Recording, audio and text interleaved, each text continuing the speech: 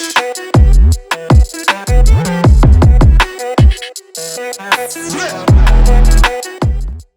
history of central banking in the U.S. began with the ratification of the Constitution in 1789. Alexander Hamilton was the Secretary of Treasury at the time, and he had an idea to create a federal banking system to solve the nation's debt problems after the Revolutionary War. His idea was to create a federal bank that could issue paper money, much in the same way the Bank of England had been doing up until then. Hamilton was a Federalist and believed in a strong central government. His opposition, Thomas Jefferson, who was the Secretary of State at the time, believed that a strong central government should exist merely to maintain foreign relations, and he generally favored states' rights, especially in regards to banking. He thought that a central bank would benefit the merchants and investors at the expense of the majority of the population. Hamilton ended up winning the debate by saying that the Constitution gave Congress the power to collect taxes, borrow money, and pay debts, all of which would be aided by a central bank.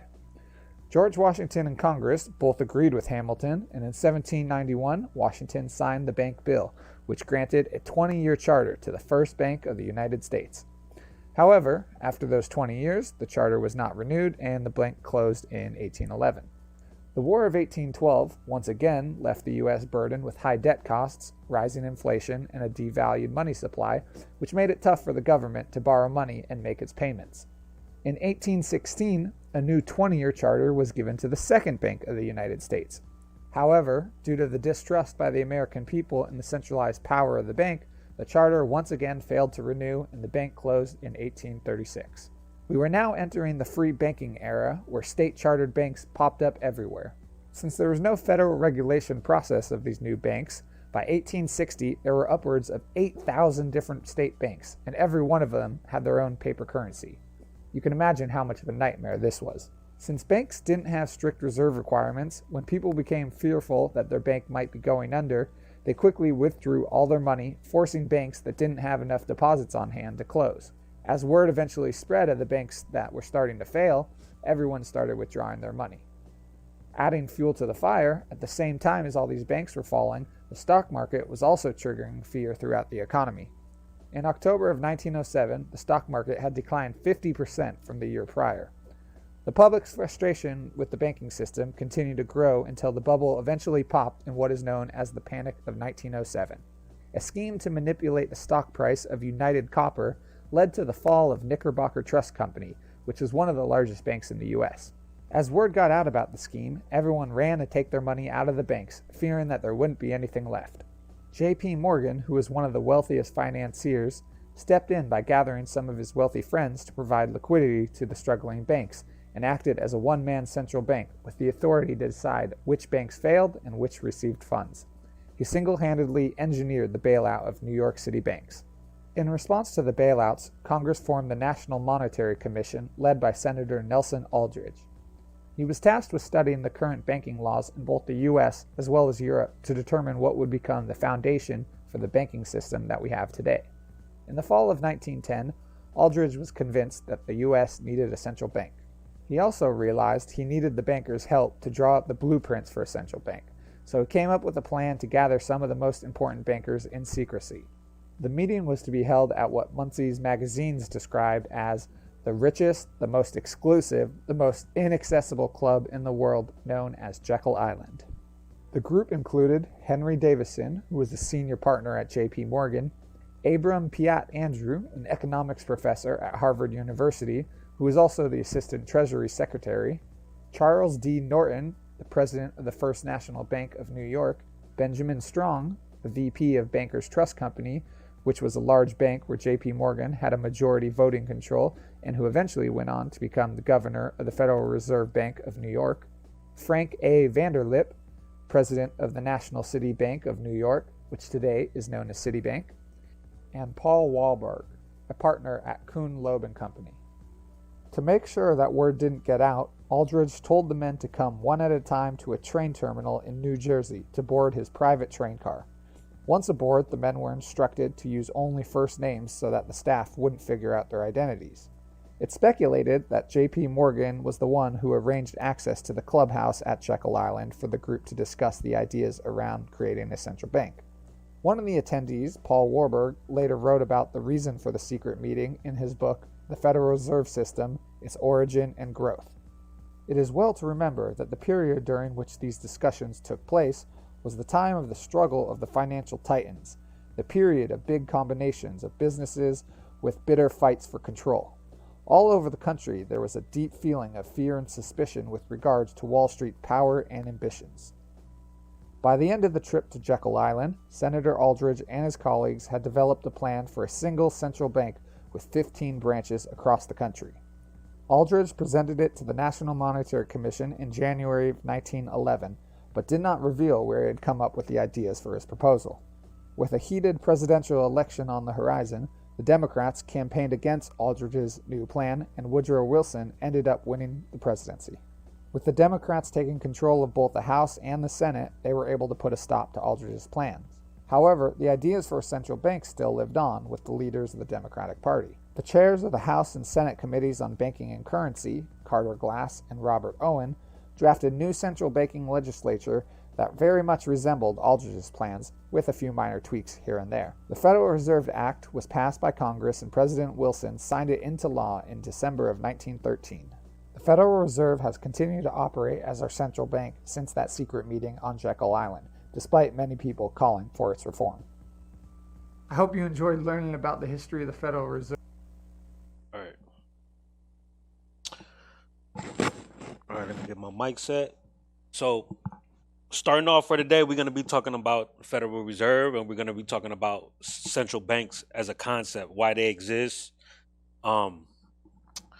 So the Federal Reserve, that video right there was just like a brief mainstream version of history about dealing with the Federal Reserve, right? It gives like a brief historical view of what the Federal Reserve was, but it doesn't really get into context as to why the meeting was done in secret and why only certain people were allowed to participate in this meeting and why does it even exist, right?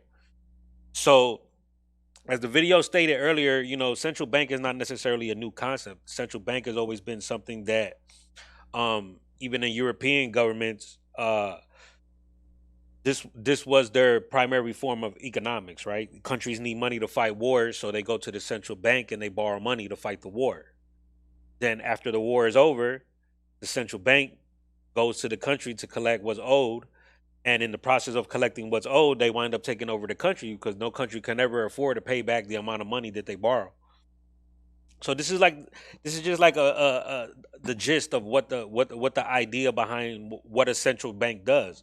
Again, this is an extension of what we've been talking about the last few weeks, right?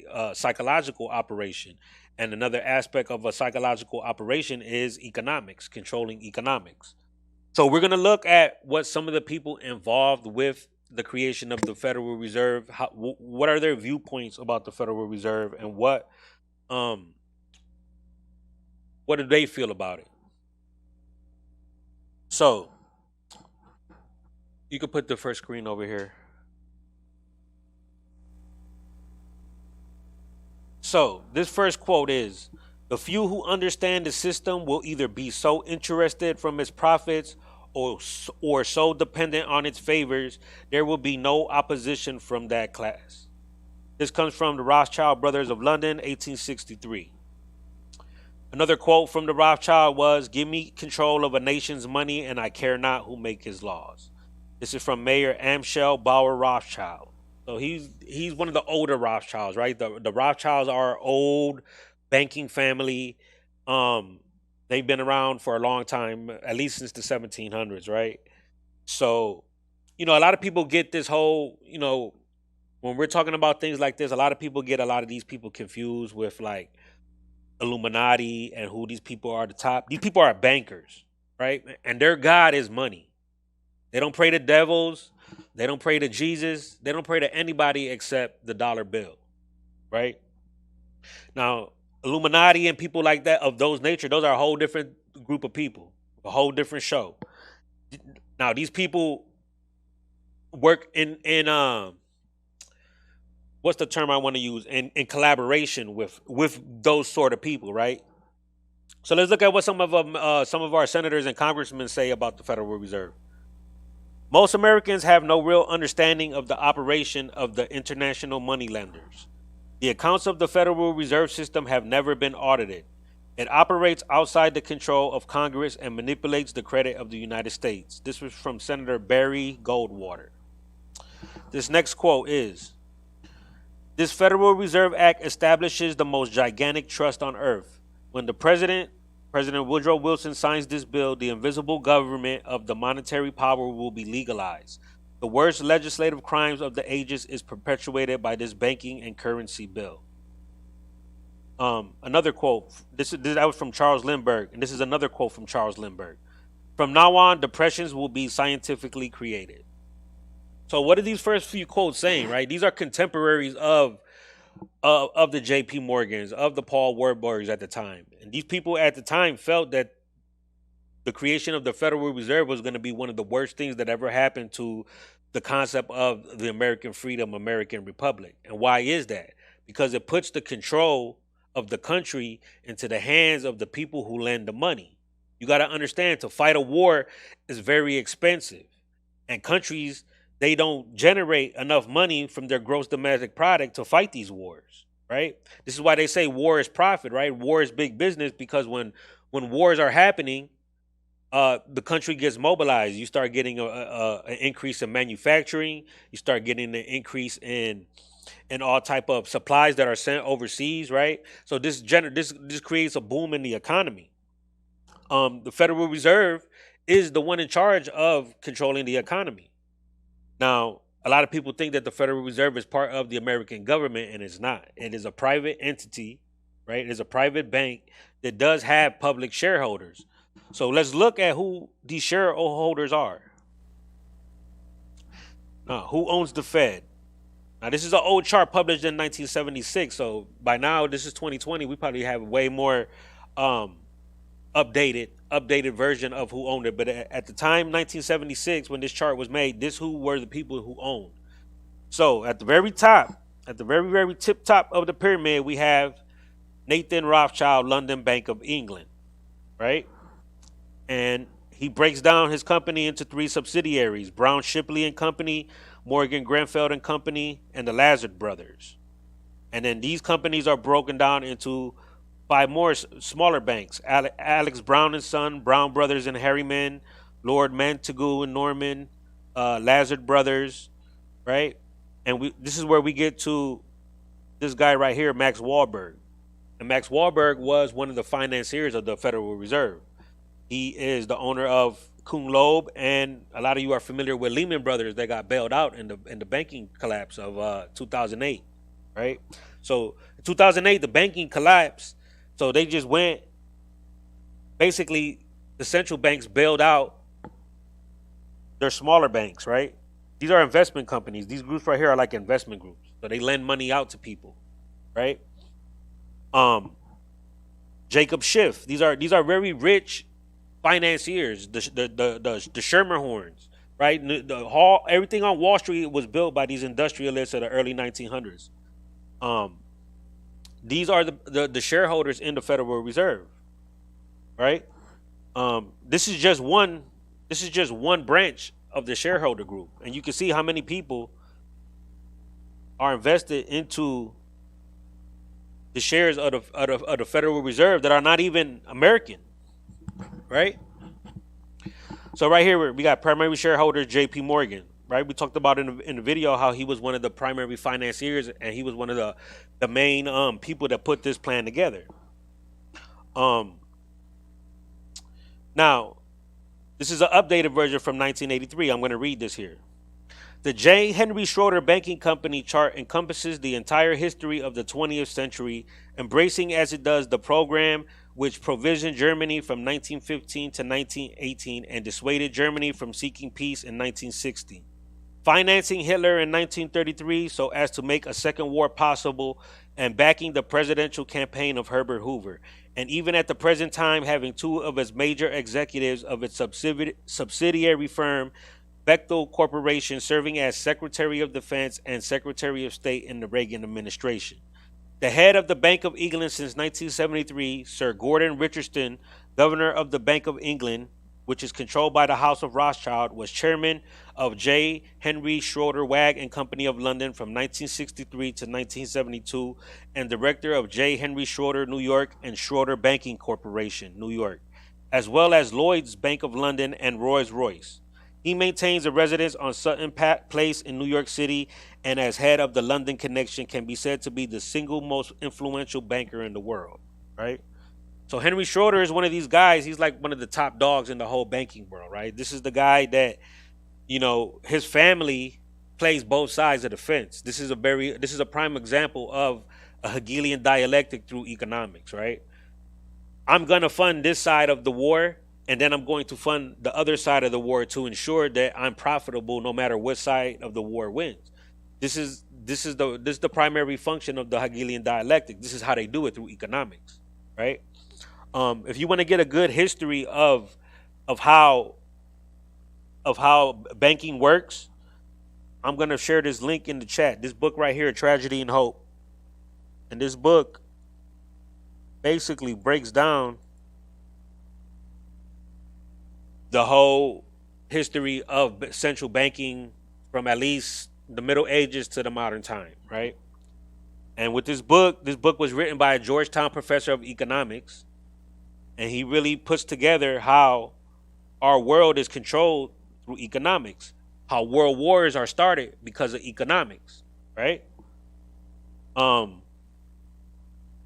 It's an old book. It was written in 1974, and they've already released several editions of it. But as you can see in the book, based on the table of contents, right, he really gets down into how finance was the primary culprit of causing all these world wars.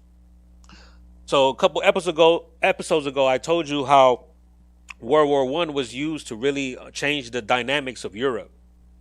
And at the time, Europe was a bunch of different kingdoms, monarchies, different government systems, right? And they wanted to unify Europe into this system, to like this socially democratic system, to where, it's easy to control people through economics, right? And so what they had to do is they had to get rid of the monarchies. In the 1700s, they got rid of the monarchies in France through the French Revolution, right? This was something that was organized by the French Freemasonic lodges and the Jacobins, right? And they organized this destruction of government and of the monarchy. We see this happen again in the 1900s, right before World War I. The Duke Ferdinand was assassinated, and this put the world at odds. Austria and Prussia decided to take sides against the French and the British, right? And they wanted to get the Americans into the war. So I'm going to bring this up real quick. You don't have to share my screen just yet. I'm just going to bring this up. Got you, homie. I got you. Okay, so the Balfour Declaration. I'm going to read this real quick. I'm using Wikipedia as a source. I really don't like Wikipedia as a source, but I'm using it as a source because this is not something that I don't really think that they should try to hide. But if you can see here, the Balfour Declaration was written to the Lord Rothschild. Again, we established that Lord Rothschild and his family were the primary bankers of the European continent at the time, right? So this is 1917. The Balfour Declaration was a public statement issued by the British government. Okay, this is profound, right? This is the British government writing a letter to a central banker asking for permission, okay, to do whatever it is that they wanted to do, right? The Balfour Declaration was a public statement issued by the British government in 1917 during the First World War, announcing support for the establishment of a national home for the Jewish people in Palestine, then an Ottoman region with a small minority Jewish population. The declaration was contained in a letter dated November 2nd, 1917, from the United Kingdom's Foreign Secretary Arthur Balfour to Lord Rothschild, a leader of the British Jewish community, for transmission to the Zionist Federation of Great Britain and Ireland. The text of the declaration was published in the press on 9th November 1917. Okay? So what the Balfour Declaration was a request, right, to Lord Rothschild for his support in the establishing of Israel as a state. So the whole concept of establishing Israel as a state was established with this declaration, and it came through economics, right? This is a reason why a large majority of people in the banking community are Jewish, right? Because Lord Rothschild is Jewish. And a large majority of the central bankers of the time were Jewish because they practiced a form of, and I'm going to find a definition for this right now.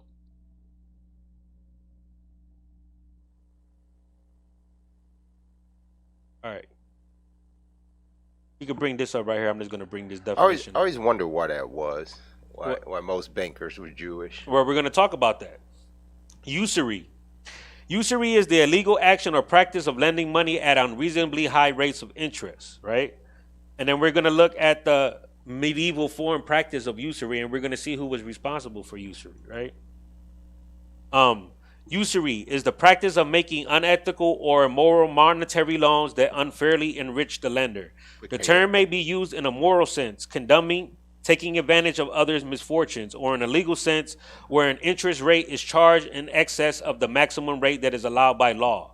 A loan may be considered usurious because of the excessive or abusive interest rates or other factors defined by nations' laws. Someone who practiced usury can be called a usurer, but in contemporary English may be called a loan shark. Okay? So this was something that was practiced a long time ago. They had the quick payday loans back in the 1400s. Right.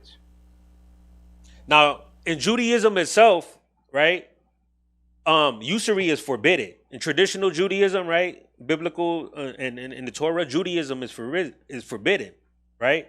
Usury. However, there was a certain sect of Jews that lived outside of the traditional Orthodox Judaism, right? And these were Jews that were more that aligned themselves more with the Kabbalistic interpretation of biblical texts. Now, I'm not going to go off on a tangent here, but I'm just going to establish the fact that there are two different type of Jews that we're talking about here. You have the Orthodox Jews, and then you have the Kabbalistic Zionist Jews, which are the ones that are more aligned with the central banking and Kabbalistic principles. So when I'm talking about Jews here, I'm not talking about Orthodox Jews. I'm talking about Zionist Jews. Okay? So, you know, a lot of the reason why a lot of the Jews were expelled from the countries in antiquity was because they practiced this practice of usury, which was specifically forbidden in the Torah. Right? This was a direct sin according to Judaic law. Right? So when they got caught practicing this, right? This is kind of like the story of the Jesus in the temple with the money changers, right? Mm-hmm. And he came in there and he flipped the tables because they were practicing usury, right? So this is something that's been around since biblical times. The whole concept of letting somebody borrow money and then getting the money back with a high interest. And with the Belford Declaration, this was the same concept, right? They wanted to go to the Rothschilds to get this money to establish. Now they needed an emotional. You know, they already have the economic motive to establish Israel. Now they needed an emotional one. That's where World War II came into play with the Holocaust, right?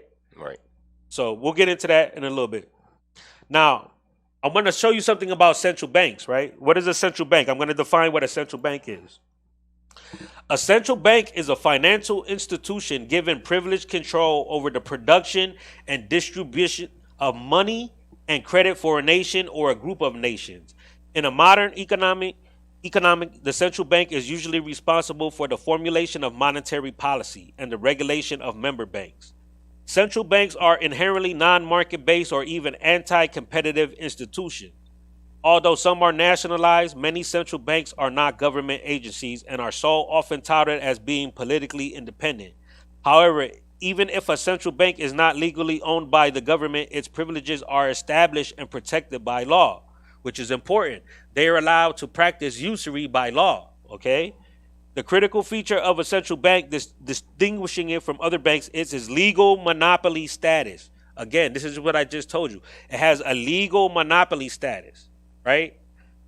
Which gives it the privilege to issue banknotes in cash. Private commercial banks are only permitted to issue demand liabilities such as checking deposits. Okay, so we have a private entity, a private bank that has a legal monopoly status that controls our economy. How many of you are comfortable with that?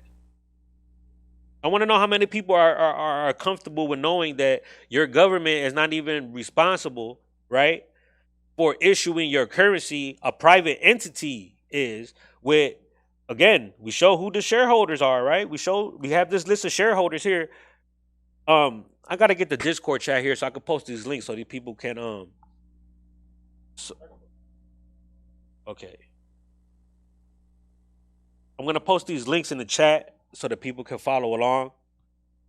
But we have a private entity, right? That's owned by the Bank of England, because I told you who the primary stockholder right here is already established. Bank of England. So we get all the way down here to, yeah, it's through subsidiaries, but the primary owner at the very top is the Bank of England. Okay?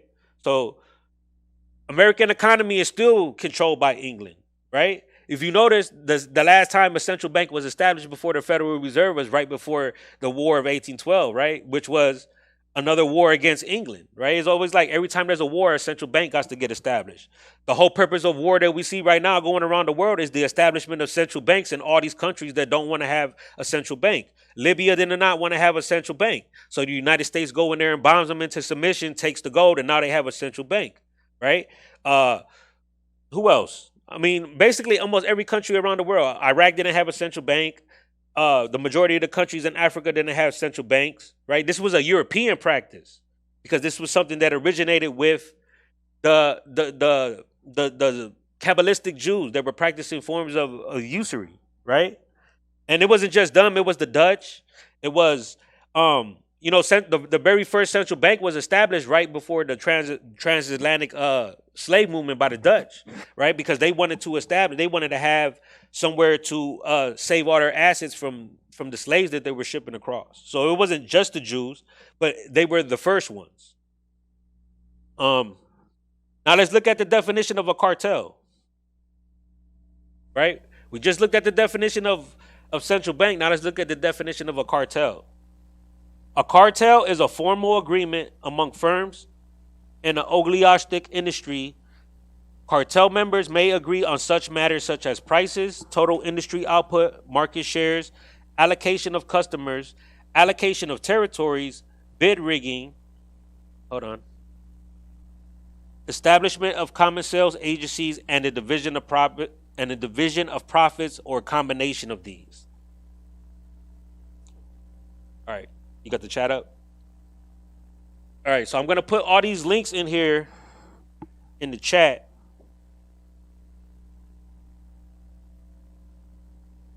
So y'all can read along while I'm doing this, right? And y'all have all the links in there in the chat. So y'all can see for yourself and y'all can analyze the information for yourself, right? Because I'm not the type of person that's going to tell you to take my word for it. I'm going to tell you to research it for yourself. So we see the definition for central banks, right? And cartel is almost the same thing, right? Central bank given privilege over the production and control distribution of money. Cartel.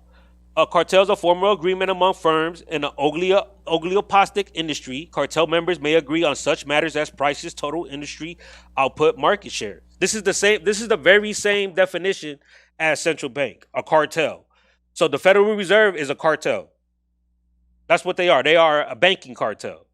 And the whole purpose of them forming a banking cartel is the same reason why anybody else forms a cartel, to eliminate competition, right? This Federal Reserve was formed in a time when all these different banks were in competition with each other. And they realized that in order for them to maximize profits, instead of being in competition with each other, it would be easier for them to just form a central bank, and then they all could profit together off of the people that don't know any better, that don't know, right? Now, I'm not going to get into the schematics about, I want to save that for the episode about economy and financial responsibility, but I am going to talk a little bit about the history of the people that were involved. So this first guy here on the screen is J.P. Morgan. Wally, you spitting knowledge. Drink some water for a second. You said what? Drink some water, man. I need some water. You spitting knowledge, man. I'm getting all caught up here. I told you I was gonna learn something this one. So J.P. Morgan is the main guy responsible for putting this together, right? He's big dog banker. That's what I call him, the big dog banker. He may look familiar because he is the guy from the Monopoly piece. You remember the game Monopoly? The guy with the little thing on his eye? This is the character that they based him around. Him and the other guy, Paul Wahlberg. These were the two guys that were the main, the brains behind the Federal Reserve, right?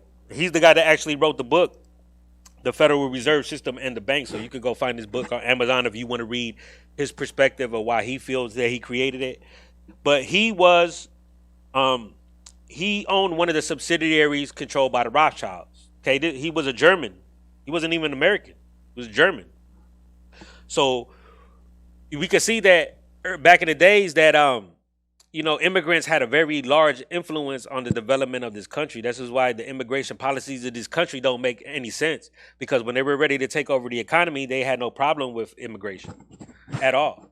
As a matter of fact, a large majority of the people in our government right now have dual citizenship. I'll let you take a wild guess what country they have dual citizenship, because I don't want to imply anything, but I'll let you take a wild guess and investigate that for yourselves. And I'll let you take a wild guess of where about 150 members of our government have dual citizenship, which by constitutional law is illegal. But let me continue with central banks and J.P. Morgan. So J.P. Morgan is the guy responsible, right? And like the video said, he bailed out a lot of these banks when the first crisis, the first depression happened in 1907. He bailed out a lot of these banks. But what did that do? That gave him a lot of power now to control the ebb and flow of the economics in the country now, right? This other guy, this was the politician responsible. So J.P. Morgan's a banker. Paul Wahlberg is a banker. Wahlberg is a banker. But the bankers can't do it without help of a politician. So they went and got a politician. Now, this is the politician that was responsible, Nelson Aldridge, right? And we could read about this guy real quick and see who he was. Let's see what we got about him. What did we find about him? Let's see what we got about this guy. He was a politician, right?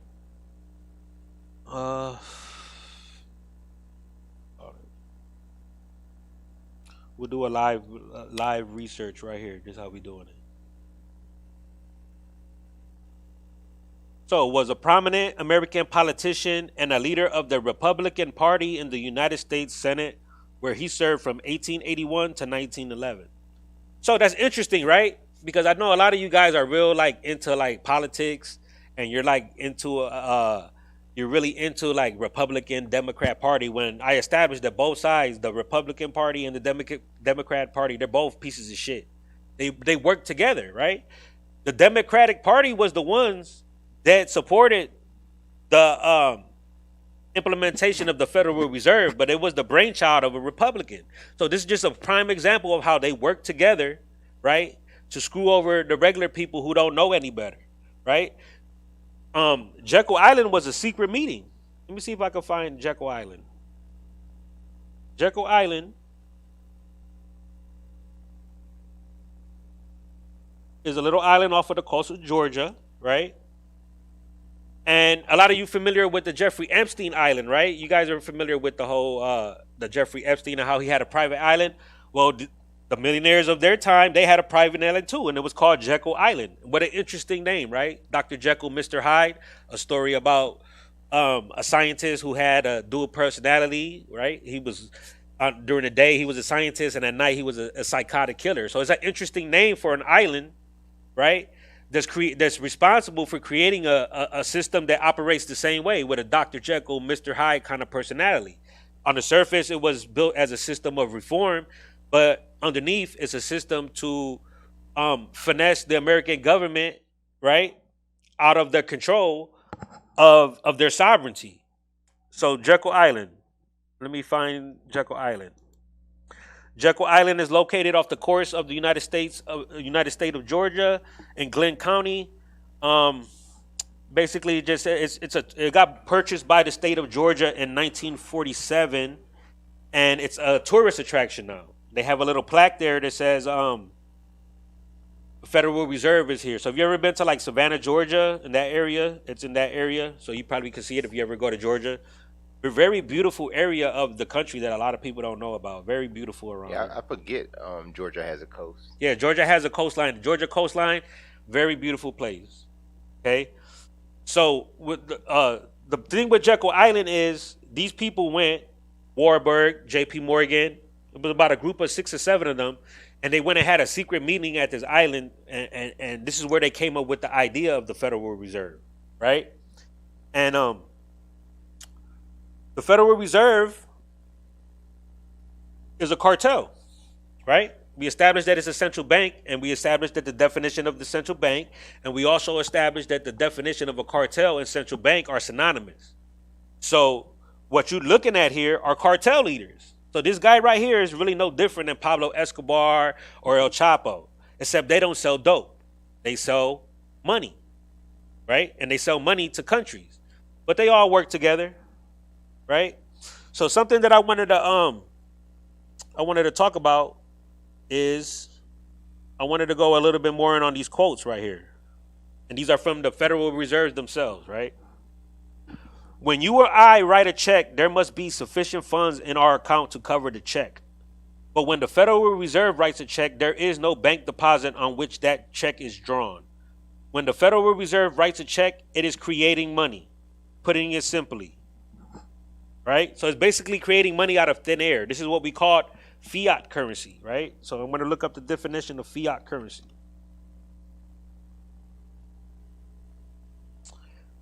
All right.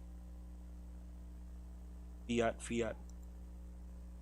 All right, right here. Fiat money. Fiat money is government issued currency that is not backed by a physical commodity such as gold or silver, but rather by the government that issued it.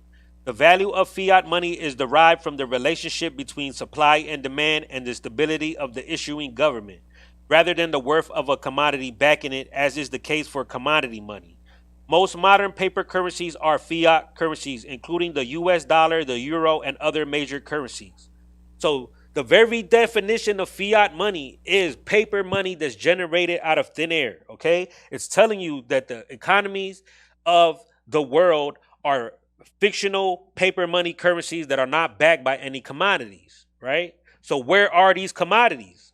That's the number one question. Where are these commodities? Where is the gold? Where is the silver? It's in Rothschild private banks. It's in Bank of England private banks, right? It's in the royal family private banks. It's in the Vatican's private banks. That's where our gold is, right? So the real wealth of the world has already been hoarded and hidden away. What they give us is this IOU, this paper money, right? And they tell us it's worth something because we say it's worth something. But they can easily get up tomorrow in the morning and say it's worth nothing, and it will be worth nothing, right? They can easily turn the power off, right? Hit the switch, and you absolutely have no money because you don't have any commodity, right? That's supporting your paper money. That comes down to them saying, like you're saying, they can say it's worth nothing, and all you end up doing is working harder for the same thing that's worth nothing to get more of what's worth nothing. And then when at the end of the day, I think the commodity that they're selling is fear. Mm-hmm. It's the fear. So like when we get into the episode about financial responsibility and how to get out of these cycles of irresponsible spending and lending processes and stuff, I'm going to go over the actual process of how they create the dollar bill, right? I'm going to go over that.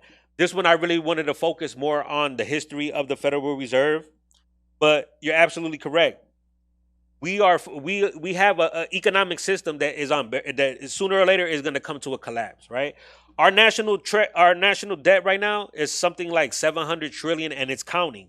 And no matter what president is in office, is never going to be reduced. It's never the debt will never go down, because the way our system is created, it's a debt-based economy. Okay, like I was telling you in the one episode, a couple episodes ago, our country is $700 trillion in debt, and then has the audacity to run your credit to make sure that you financially responsible, and they not even financially responsible, right? But they want to make sure you financially responsible, because it's your taxpayer money that's paying the principal off on the loans. It's your money that's paying for that. The government borrows the money, and your taxpayer pays the money back. The government, they just take their money, they throw it into a account and collect interest, right? So, what does this say for our country, right? I mean, a lot of people don't really realize that in 1933, let me see if I can find this. I'm going to keep talking, but, you know, our country has been bankrupt since 1933, right? I'm going to read this. You can share my screen right here. I'm going to read this little thing right here. United States. Oh, what's going on there? Not like that on my screen. I'll just read it. You could just keep the screen on me and I'll just read it. I don't know. It's not like that over here on my screen. See if I can fix it. United States Congressional Record, March 17th, 1993, volume number 33, page H1303. So if you guys ever want to this is from former Senator Jay Traficant. A lot of y'all remember him. He was arrested for he was doing a lot of gambling, a lot of things, embezzlement and all type of things, right? So anybody that knows that the government is corrupt better than anybody is a corrupt politician. So a lot of people look at these people like they're not reliable sources. I look at these people as the best sources, because they're the ones behind the scenes doing the dirt, you know? So let's see what Traficant says. It is an established fact that the United States federal government has been dissolved by the Emergency Banking Act established March 9th, 1933. 48 Public Law 89719, declared by President Roosevelt, being bankrupt and insolvent. 73rd Congress in session June 5th, 1933. Joint resolution to suspend the gold standard and abrogate the gold clause dissolved the sovereign authority of the United States and the official capacities of all United States governmental offices, officers, and departments, and is further evidence that the United States federal government exists today in name only. Okay? The receivers of the United States bankruptcy are the international bankers via the United Nations, the World Bank, and the International Monetary Fund. Okay? So who is these people? Before I continue, who is the IMF? The IMF is a central bank. They are the world's central bank, right? The World Bank and the IMF are central banks. Okay? They are Federal Reserve on steroids, basically. So the Federal Reserve is the central bank for our country. The IMF and the World Bank are banks for the world, right? So this is how it works. They are cartel, right? So this is a website here. I'm going to share this website so you can go on their website. So let me copy this. This here. And I'm going to go back and finish reading this. All right. This is from another senator. United States Congressional Record, May 4th, 1992. Senator and Chairman of the House Representative Committee on Banking and Finance, Senator Henry Gonzalez, speaking on national and international thievery in high places. We are bankrupted. We are insolvent on every level of our national life, whether it is corporate, whether it is just plain you and I out there with the life of death that we have all piled up, private debt, credit cards, and whatnot, or whether it is the government. We are insolvent. How long will it take before the nasty mega truth is conveyed? United States Congressional Record, January 19th, 1976, page 240, Marjorie S. Holt from Maryland. Okay? Mr. Speaker, many of us recently received a letter from the World Affairs Council of Philadelphia inviting members of Congress to participate in the ceremonial singing of a Declaration of Interdependence on January 30th in Congress Hall. A number of members of Congress have been invited to sign this document, lending their prestige to its theme, but I want the record to show my strong opposition to this declaration. It calls for the surrender of our national sovereignty to international organizations. It declares that our economy should be regulated by international authorities. It proposes that we enter a new world order that would redistribute the wealth created by the American people. Mr. Speaker, this is an obscenity that defiles our Declaration of Independence, signed 200 years ago in Philadelphia. We fought a great revolution for independence and individual liberty, but now it is proposed that we participate in a world socialist order. We are a proud and free people, or are we a carcass to be picked by the jackals of the world who want to destroy us? When one cuts through the high-flown rhetoric of this Declaration of Interdependence, one finds key phrases that tell us the story. For example, it states the economy of all nations is a seamless web and that not one nation can no longer effectively maintain its processes of production and monetary systems without recognizing the necessity for collaborative regulation by international authorities. How do you like the idea of international authorities controlling our production and our monetary system, Mr. Speaker? How could any American dedicated to our national independence and freedom tolerate such an idea? America should never subject her fate to decisions by an assembly unless we long for national suicide. Instead, let us have independence and freedom. If we surrender our independence to a new world order, we will be betraying our historic ideas of freedoms and self-government. Freedom and self-government are not outdated. The fathers of our republic fought a revolution for those ideals, which are as valid today as they ever were. Let us not betray freedom by embracing slave masters. Let us not betray self-government with world government. Let us celebrate Jefferson and Madison and not Marx and Lenin. Okay? I'm going to continue to read some more, but I just wanted to let you know that this was something that was stated on the Congressional House floor in 1976. This was pre-internet, right? This was pre-Google, right? So the whole idea that an international banking cartel was running the world existed before the internet did, right? So the whole idea that people get these ideas from the internet has no claim in reality, has no foundation in reality. When you could clearly see that people in our government were making this claim on the congressional floor on record that there were international bankers controlling the world economy. So I just wanted to throw that out there for the people that always assume that, YouTube is the foundation for all conspiracy theories, right? There's no claim for that. The book Tragedy and Hope was written in the 1970s, pre-internet, right? The biography on the House of Rothschild was written pre-internet. Majority of the sources that I use are pre-internet, just to establish the fact that a lot of the things I talk about existed before the internet did. So the idea that people get their ideas from the internet has no basis in reality. But I'm going to continue. A dollar is a measure of weight defined by the Coinage Act of 1792 and 1900, which is still in force today. A dollar specifies a certain quantity, 24.8 grains of gold or 37.1.25 grains of silver. In Black Law's Dictionary, 6th edition, the dollar is defined as the money unit employed in the United States of the value of 100 cents or any combination of coins totaling 100 cents. Cent, by definition, is a coin of the United States, the least in value of those now minted. It is 100th part of a dollar. Gold and silver were such a powerful money during the founding of the United States of America that the founding fathers declared that only gold or silver coins can be money in America. Let me repeat that for the people in the back. Gold and silver were such a powerful money during the founding of the United States of America that the founding fathers declared that only gold and silver can be coins, can be money in America, right? Now let's go back to fiat currency. Did I close that? Let's go back to fiat currency.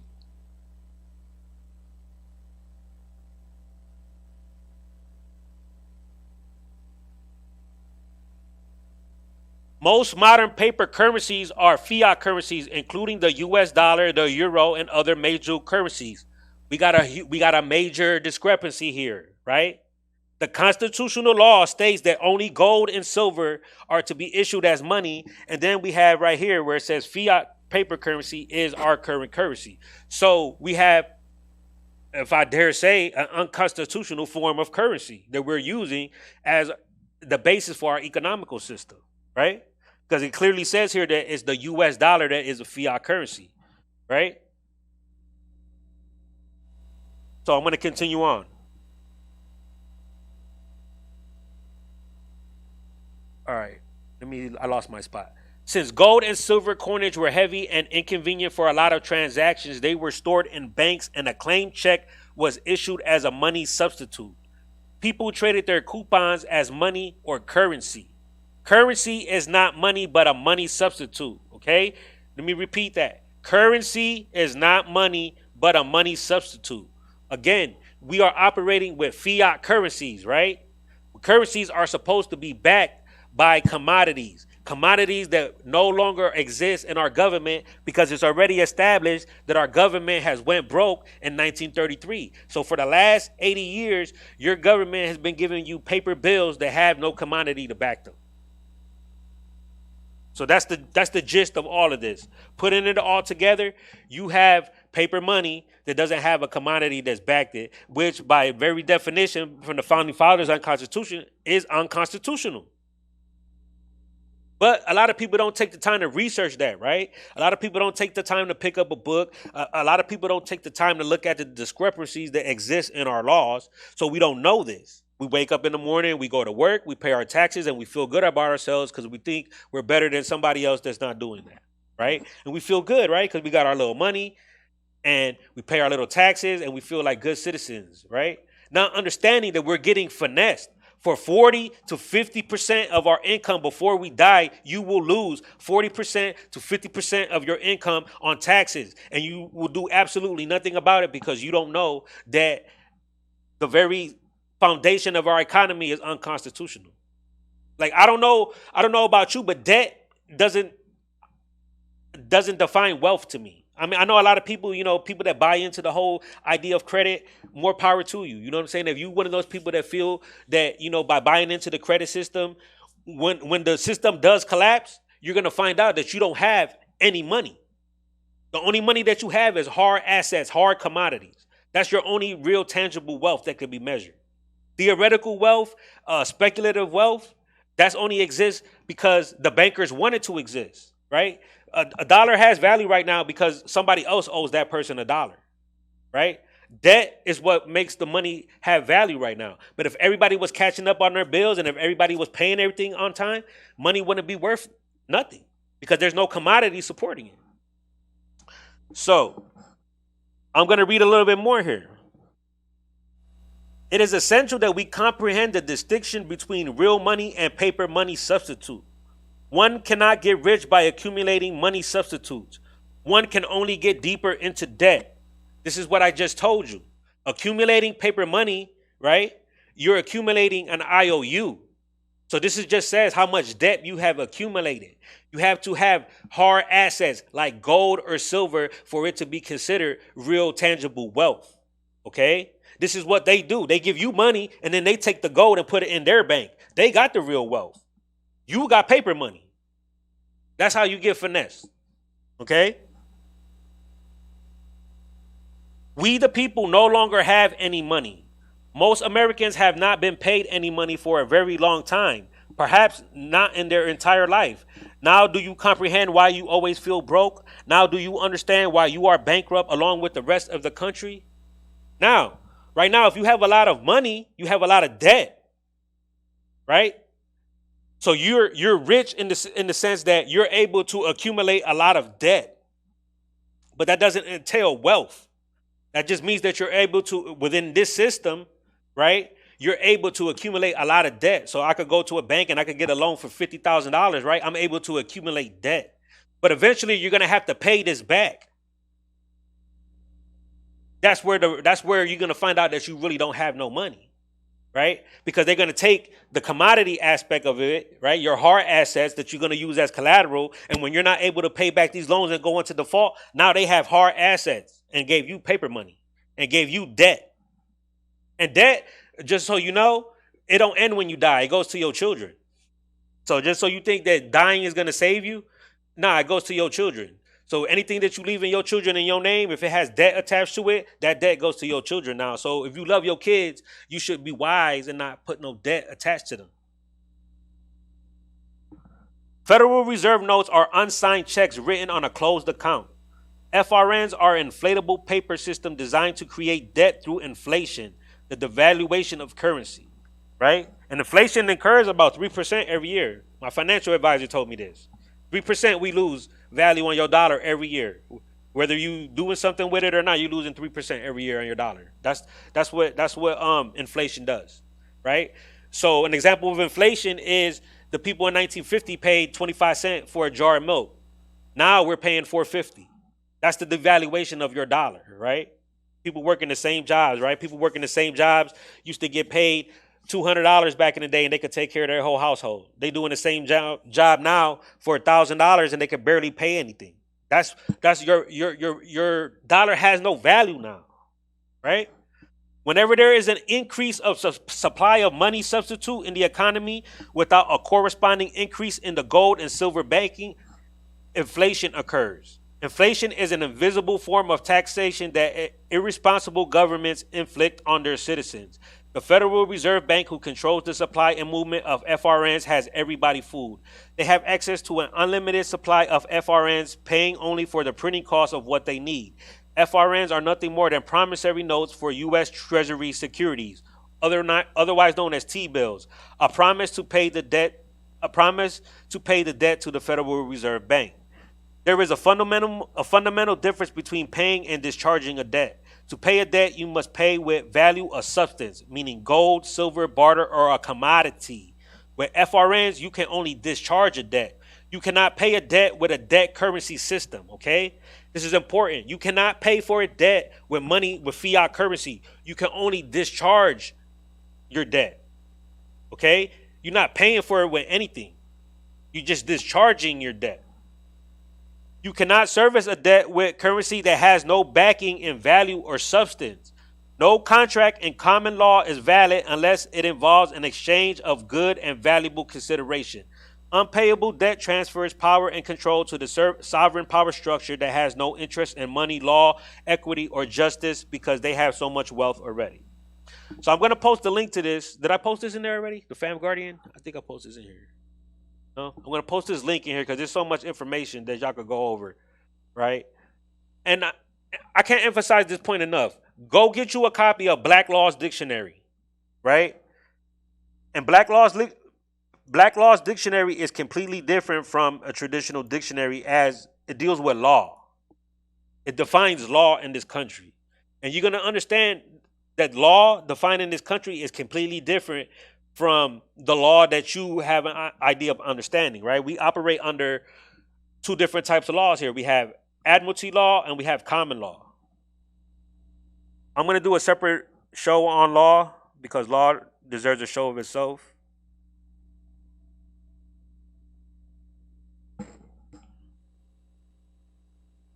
I'm going to post the links in the chat so y'all can go over all of this for yourselves.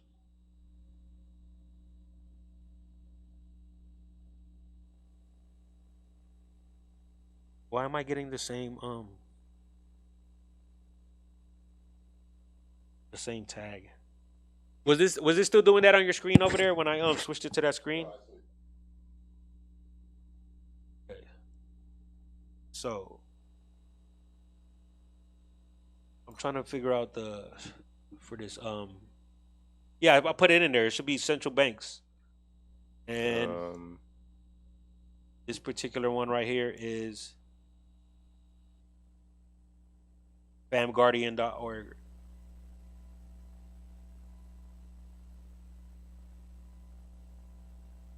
Don't have that one. Copy that. Discord for me. Yep. I'm going to put it in the chat now.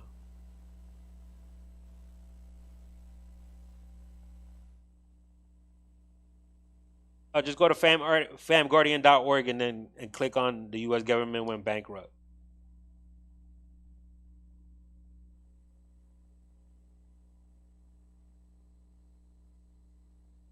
So just in case anybody think I'm making this up, this is a government website, right?